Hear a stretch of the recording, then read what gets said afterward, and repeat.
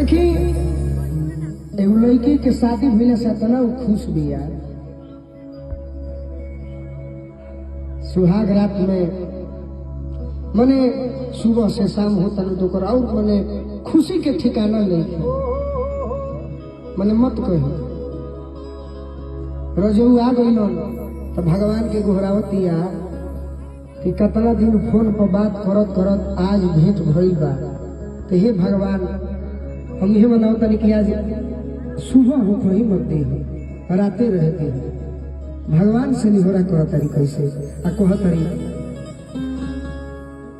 कि आज हो पहिला मिलनवा मिलले सजनी के सजना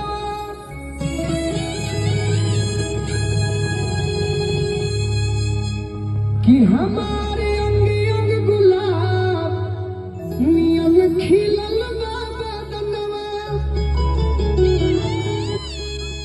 सुनी सुनी भगवान जन बिहान होके दी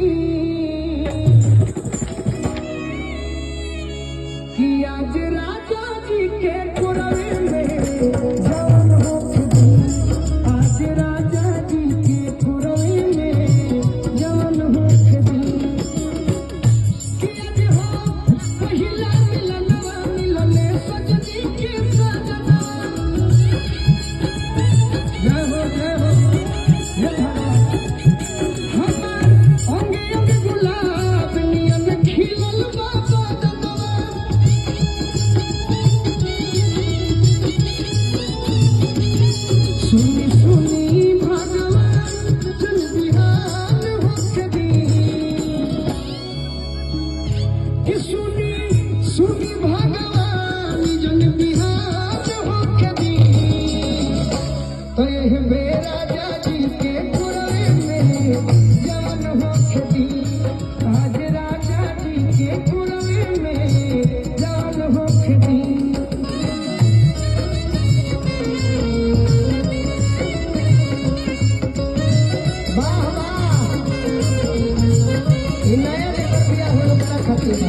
नौजवान भाई लोग लगन आवे वाला बा ऐसा मेहरारू मिल जाए तो खूब खुश रही है सब।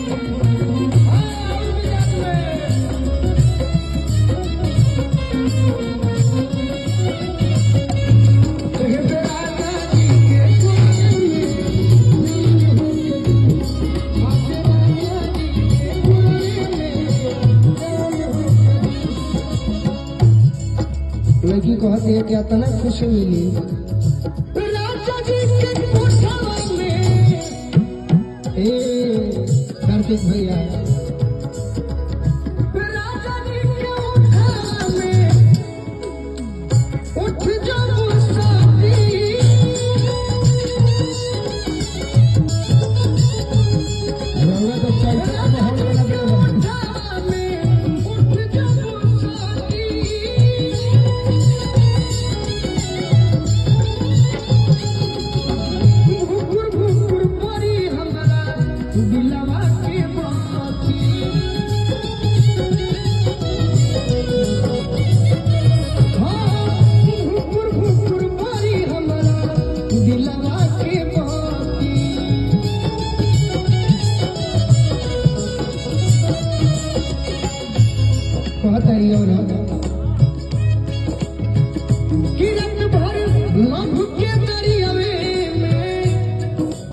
भगवान जी हमारे दिल के बात सुन ली और जो मन में मनोकामना बा आज पूरे कर दे। किरत भर लभ के किरत भर लभ के दरियावे में मेहान होके दी। आज राजा जी के कोरवे में जवान होके दी। आज राजा जी के कोरवे में जवान होके दी। वाह वाह भैया मनोहरी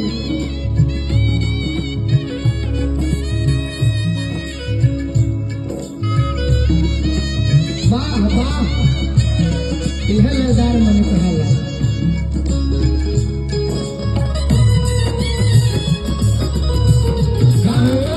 भैया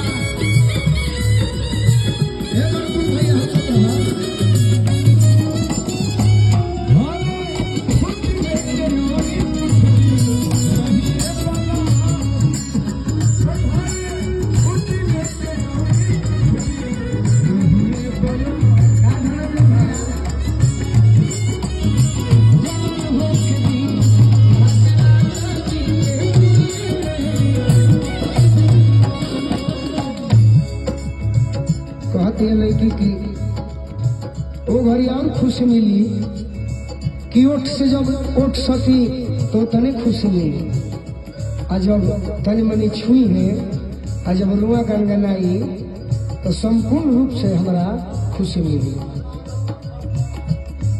कहते लड़की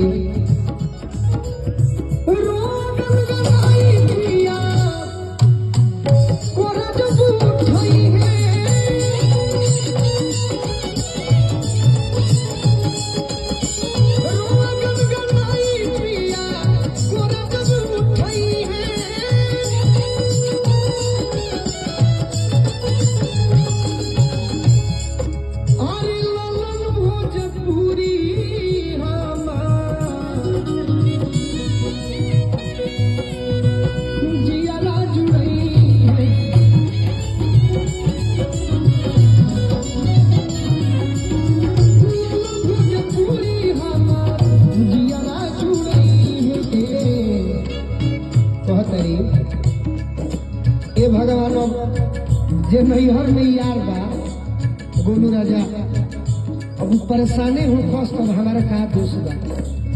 अब तो जरा जोड़े बियाह भेल बा ओकर में हम बानी ओकरे रहे के बा, ओकरे संगे जिंदगी बितावे के बा। हेलो सवेरे खाना बनावे के बा, पर ध्यान दे।